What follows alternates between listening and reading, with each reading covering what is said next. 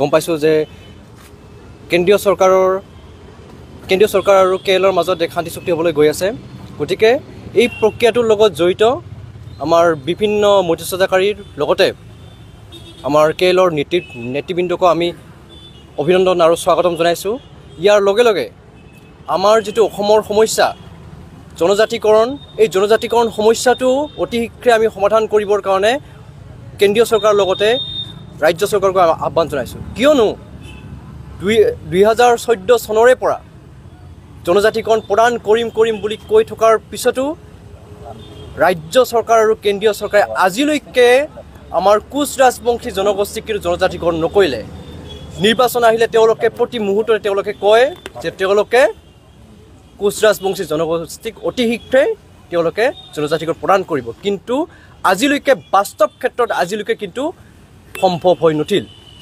গতিকে এই শান্তি আলোচনাও যাতে এক ভেকভাওনা নহয়, এই শান্তি আলোচনা যাতে কেৱল মাত্ৰ প্ৰতিশ্ৰুতি আৰু কেৱল মিডিয়াতে যাতে বাজি নাথাকে, এক বাস্তৱসন্মত ৰূপায়ণ যাতে হয়, তাৰ কাৰণে আমি কেন্দ্ৰীয় চৰকাৰৰ লগতে আমি আমাৰ ৰাজ্য চৰকাৰক আমি দাবী জনাইছোঁ।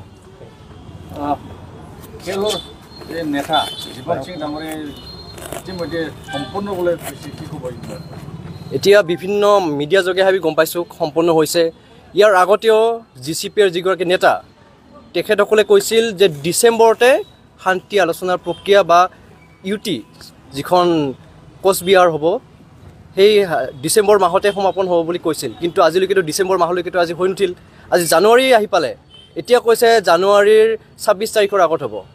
গতিকে এই সকলোবোৰ বস্তুত সকলোবোৰ কথাত আমি কিন্তু বাস্তৱসন্মত যে ৰূপায়ণ হ'ব, আমাৰ অলপমান হ'লেও মনত এটা প্ৰশ্ন আমাৰ মাজত উদয় হৈছে।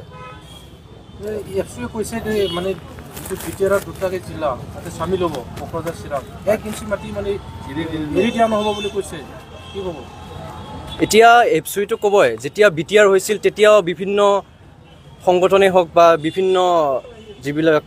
বিভিন্ন জনগোষ্ঠী আছে তেওঁলোকেও বিৰোধিতা কৰিছিল। গতিকে কোনোবা নহয় কোনোবাটো বিৰোধিতা কৰিব, কিন্তু ঐতিহাসিক ভিত্তিকাৰ আছে। আজি 1949লৈকে এইখনটো কোচবিহাৰ আছিলে, এই দুখন জিলাও কিন্তু কোচবিহাৰৰ অন্তৰ্গত আছিলে। গতিকে এফচুৱে ইতিহাসক গুৰুত্ব দিয়ক, ইতিহাস তেওঁলোকে অধ্যয়ন কৰক, তেওঁলোকে গম পাব যে এই দুখন জিলা কোকৰাঝাৰ চিৰাং এই দুখন জিলা কিন্তু ঐতিহাসিক কোচবিহাৰৰ কিন্তু অবিচ্ছেদ্য অংগ কিন্তু আছিলে।